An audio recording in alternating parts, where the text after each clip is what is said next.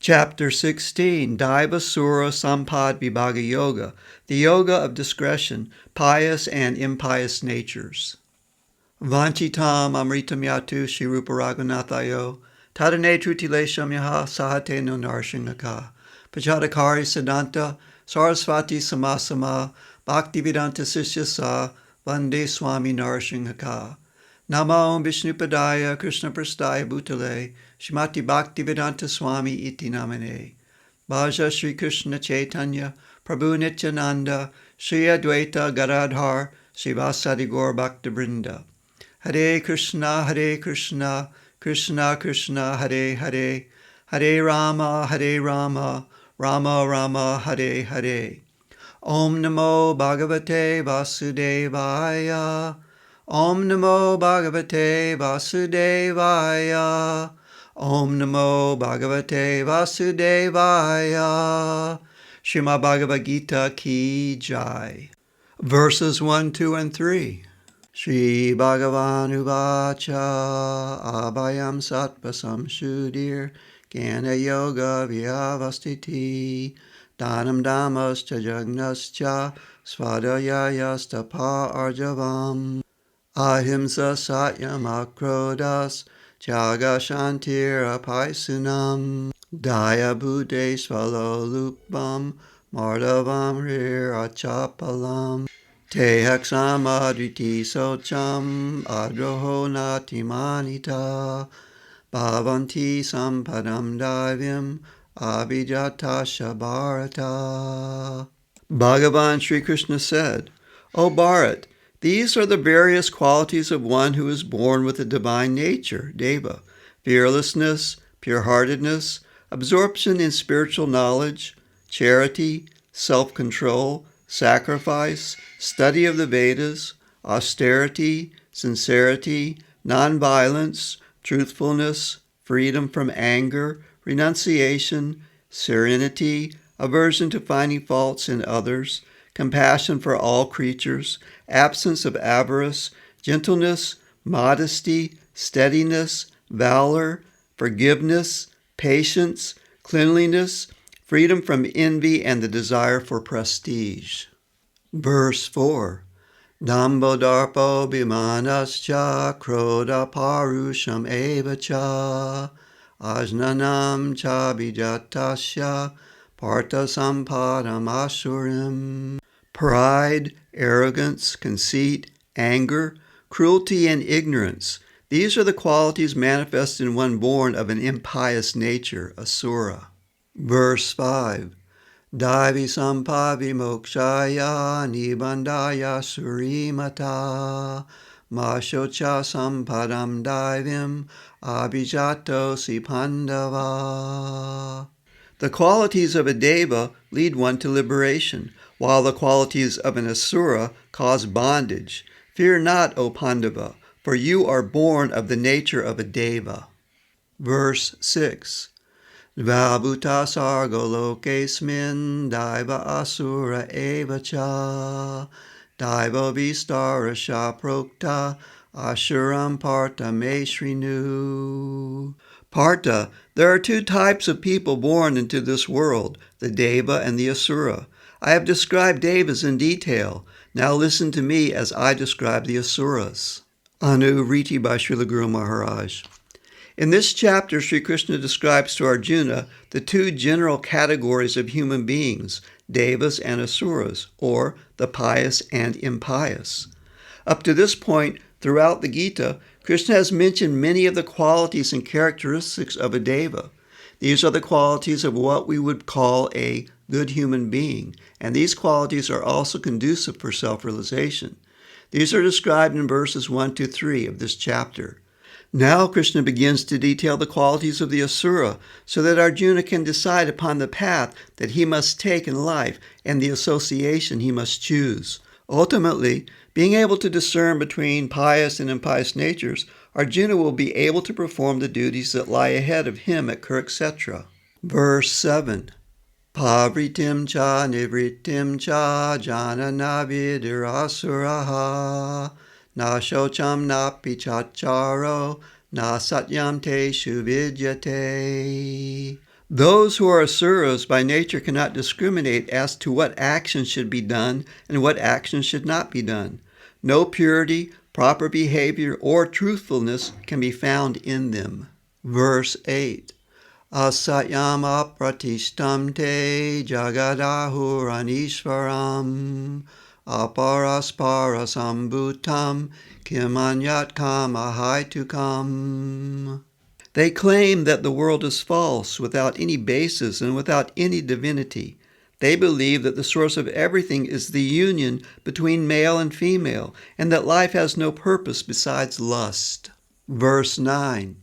Itam drishtim avastavya nastatmano papudayaha pravavantu gra karmana ksayaya jagato hitaha. With this view, such people with depraved and small intelligence flourish and engage in malicious activities for the destruction of the world. Verse 10. Kamamashritya dushpuram dambamana madanvitaha mohagritva sadgrahan pravartante shuchirataha. Attached to their insatiable lusty desires and absorbed in pride and arrogance, such people become bewildered and embrace deceitful ideologies, pledging themselves to impure activities. Verses 11 and 12.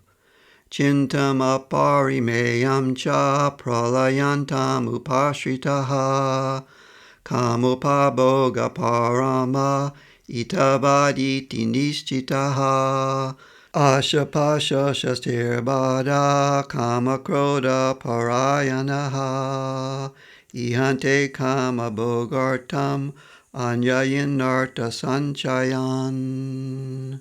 Believing that slaking their greed and fulfilling their lusty desires is the ultimate goal of life, they undergo unlimited anxieties until the time of death. Bound by hundreds of ambitions and absorbed in lust and anger, they try to amass wealth by any unlawful means in order to satisfy their desires. Verses 13, 14, and 15.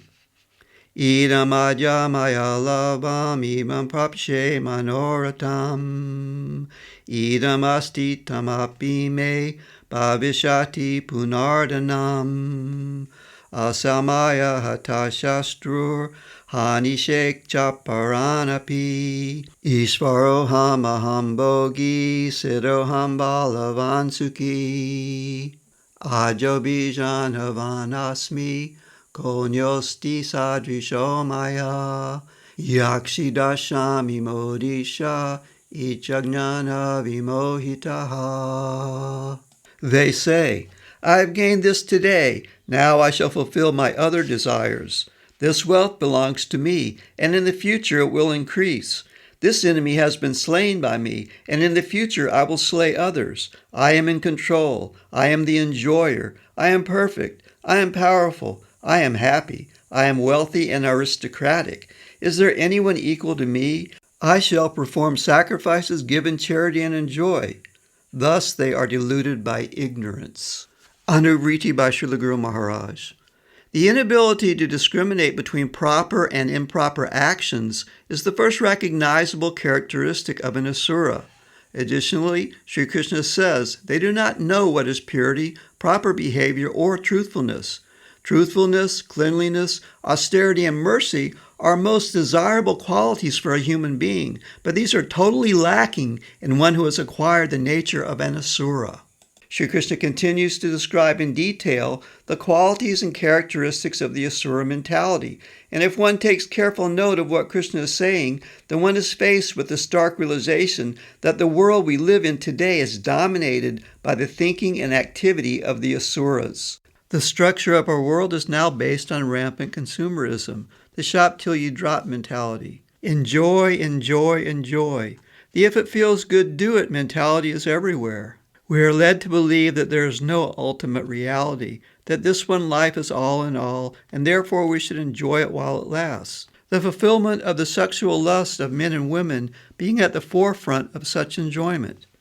The epitome of this is represented worldwide by the casual and legal acceptance of contraception and abortion. With the present mentality of the human being, it seems that the world is set on a path of destruction, with devastation of the environment, economic collapse, extinction of species, and even genocide of certain races of humans. Have we no eyes to see what is happening? Has the human race become so proud and arrogant of its achievements that it has become blind? Good government is essential in a civilized world. Such a government is for the purpose of safeguarding society from danger, not just from the danger of an invading army, but also from the threat of unwholesome ideologies that may destroy a civilization from within. Unfortunately, it seems as though governments worldwide have abandoned all sense of proper behavior, and they themselves have become the leading plunderers of the people. Amassing wealth by any means and depriving the people from even the most basic necessities of life, such despots know no shame. Indeed, the world is in a period of great darkness at the hands of the Asura mentality. From their high pulpits, the heads of state declare, "Our enemies must be killed. The evildoers must be defeated. We shall be victorious. We shall rule the world. We shall enjoy. We are the chosen people. We are powerful. We are happy, and none are our equals." And while the hysteria of the masses runs wild, the innocent are sent to their graves, and the earth weeps for her children. Yet it seems we are unfazed. Such, Krishna says, is our ignorance. Verse 16. Anekachita vibranta mohajala samaritaha prasakta kama bhogeshu patanti narakeshu cho. The minds of the Asuras are full of various bewildering thoughts, and thus they are ensnared in a network of illusion. As they become absorbed in fulfilling their mundane desires, they descend into a foul abyss. Verse 17. Atma sambhavita stavda dhanamana madanvitaha yajante nama yajnaiste dambina vidi purvakam. Full of self-importance, stubborn and intoxicated with their wealth, they perform sacrifices in name only that are against the rules of Dharma. Verse 18. Ahankaram balam darpam kamam krodam jasam shritaha mamatma paradiheshu pradvishanto byasu yakaha. Surrendering to egotism, power, pride, lust, and anger, such people hate me, who is situated in their own bodies and the bodies of others. Verse 19. Tanaham visata kruran samsareshu naradaman sipanya jashram ashubhan ashuriveva yonishu. Such envious and cruel persons are perpetually born among the impious and unrighteous, where they suffer in the repeated cycle of birth and death, for they are the lowest of all mankind. Verse 20. Asuram yonim apana muda janmani janmani mama prapyaiva konteya tatayancharamam gatim. O Konteya, continually taking birth amongst the impious, such foolish persons never attain me. Rather, they fall to the most abominable destinations. Verse 21. Trividam narakashedam dvaram nashanam atmanaha kama krodas tatalobas tasmaditat trayam tyajet. There are three paths leading to the lower planets in self-destruction: lust, anger, and greed. Thus these three must be abandoned because they are the great destroyers of self-realization. Verse 22. Iter vimukta konteya tamodvaraistribir naraha acharat yatmana shreyas tato yati param gatim. O Konteya, one who is free from these three paths of darkness acts in his best interest. He gradually reaches the supreme abode. Verse 23. Ya shastravidam utricya vartate kamakarataha nasasiram avapnoti nasukam na param gatim. He that neglects the rules of the Vedas in order to satisfy his material desires never attains perfection, happiness, or the supreme abode. Verse 24. Tasmachastram pramanam te karya vivyastito jnatva shastra vidanoktam karma kartum iharhasi. The Vedic injunctions are your authority pertaining to what is to be done and what is not to be done. Thus, realizing your duty in this world, you should act accordingly. Anuvriti by Srila Guru Maharaj. Ultimately, there is no happiness, no success, no well-being, nor advancement in self-realization when one follows the path of the asura. What then should be done? Sri Krishna identifies the three main characteristics of the asura mentality in verse 21 as kama, krodha, and lobha, lust, anger, and greed. These are indeed the cause of great misfortune amongst all living beings, and such are the destroyers of self-realization. Therefore, lust, anger, and greed must be conquered by one who wants to make progress in human life. To triumph over the great enemies of lust, anger, and greed, one must apply oneself diligently to controlling the senses and perform the prescribed activities in bhakti yoga known as sadhana. The practice of sadhana is learned from the guru, a tattvadarshi who has seen the truth, and the guru instructs the student according to their ability and present stage of advancement. To this end, the guru will advise all students in bhakti yoga to chant the Maha Mantra and fix the mind upon Sri Krishna. This process is purifying and beneficial to everyone, regardless of one's being a novice or being very advanced. Everyone should engage in chanting the Maha Mantra to defeat the enemies of lust, anger, and greed, and to dispel the ignorance and darkness of the age of Kali Yuga.